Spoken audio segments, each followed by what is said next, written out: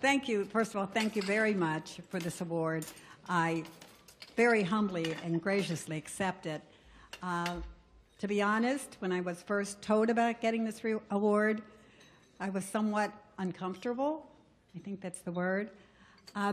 Because I really felt like when you're involved in pro-life, it's great to be a people person and to have the gift of gab because you're working with so many other people from all different walks of life, different organizations, if you have goals you want to set, projects you're working on. So this belongs to everybody, really, because we're all working towards this goal of ending this evil that's prevailing in our society. I need to say there's just a few things. A very wise priest who didn't make it here tonight, who is sick, said to me, Dolores, go up there and graciously receive your award, and perhaps you might inspire some other people to get involved in pro-life. Now, just taking this award and going to sit down isn't going to inspire anybody. So I'm going to use this gift that I keep saying I have, and my wonderful husband tells me is my main gift, the gift of gab. I will make it short. I just want to tell you 3 different things. If you've never been to an abortion center, you'd be surprised at what you would find there. I could write a book about it. But of course, I can only speak of Harrisburg. I'm not going to talk about Philly or any of those places, just in Harrisburg. I can tell you one funny thing, or maybe strange, or one very sad thing, and one very, very happy thing. And I will try and make it short. The very funny but strange thing, I was standing in the alley, and a car pulls into the parking lot. The one girl gets out, walks immediately into the clinic. The other girl comes walking very quickly back to me. As a matter of fact, she walked right up to my nose just about. And she goes, hey, look, lady. Oh, by the way, I need to tell you, I've been endowed with that title of lady because everybody at the clinic has given me that title of lady. Everybody, from the staff to the abortionist, everybody has given me that title. And she says, hey, look, lady, I respect your being here. You're doing what you believe in.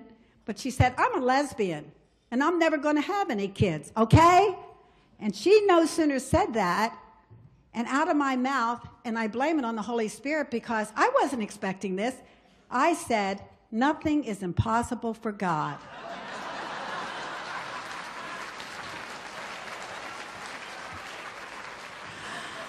I tell you, I can't believe that came out of my mouth.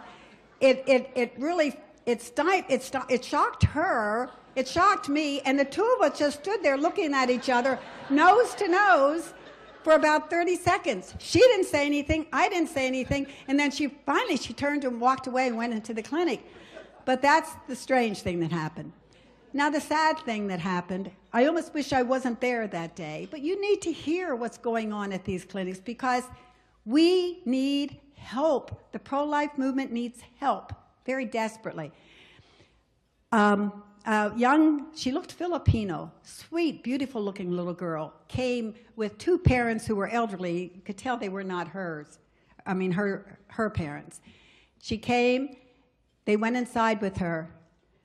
Approximately a half hour later or so, they came in a big, shiny Lincoln Town car, nice-looking car. They pulled out. She's clutching a pillow, this beautiful little Filipino girl. She's clutching a pillow, crying her eyes out. 2 weeks later, now I heard this on television, this is how I know. 2 weeks later, she went to Wildwood Park, which is north of Harrisburg, and she hung herself. And she left the note, I want to be with the baby that I aborted. This is what's happening to women so bad. I've heard that the suicide rate among women who've had abortions is 7 times higher than the average woman. That so many women go to drugs and alcohol. So this is something that's good for women. Now, you know, the abortionist about a year or so ago, when he got out of his car, he decided he's going to come over and talk to me. He came over to me and he said, I want to talk to you for a minute. And I said, okay.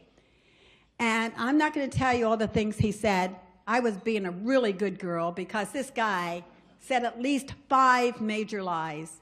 I'll just tell you the one. He said, look, lady. See, I told you I'm a lady. Everybody, look, lady, all the money that I make here, I give it to charity. Is there anybody in this room who believes that? Because I really have some swampland I want to say. I can't believe he said this to me. And I was a good girl. I didn't say anything back. I held my lips, because I couldn't believe he stood there. I thought, I must be as dumb as I look. I couldn't believe he said that to me. At any rate, and the happy story. A car pulled into the lawyer's parking lot, which is adjacent to Hillcrest. And I went up there. I'm allowed to go on that property. And I said, you can't park here. The lawyer will have your car towed. So the girl got out. I gave her a pamphlet with information. And I told the guy, you can go park on the side street. So he went and parked on the side street. Now he comes start walking down the alley. Now you have more time to talk if you catch them when they're coming down the alley, right? Now this guy was built like a Green Bay Packer defense line guy. He was built, and he had a very stern look in his face. I said to the 78-year-old lady who's standing there with me, the only other pro-lifer, Carolyn, you have my back? And she goes, yes.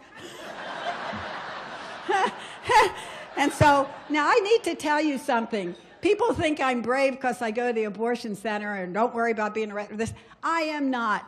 Anybody who knows me will testify. I was born a chicken. I live as a chicken. I'm going to die as a chicken. I'm proud to be a chicken. My nickname as a little girl was Crybaby.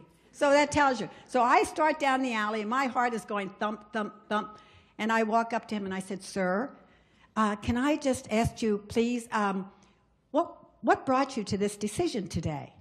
He's go, well, she's my fiance, and she has 2 kids, and I really wasn't that crazy about doing this, but I'm going to do whatever she wants. And I said, sir, and here again, I always pray the Holy Spirit on my way to the abortion center. I said to him so assuredly, I said, sir, she's still in the waiting room. Just walk in there and say, baby, I love you, and I love our baby, and we're going to work it out. I said, that's all she needs to hear. He went in. A few minutes later, he comes walking out, and I said, where's your girlfriend? He said, they're making her sign some papers. She's coming. I'm going to get the car. And he went to get the car. She comes walking out. She comes over to me. She says, I'm going to keep the baby. She said, thank you for being here. And she hugged me. And he comes, and he pulls up, and she gets in the car. And here comes another couple. Right as soon as she got in the car, another couple comes out. And they go, we heard them talking in the waiting room. And we decided if they can work it out, so can we. Is that called a double play?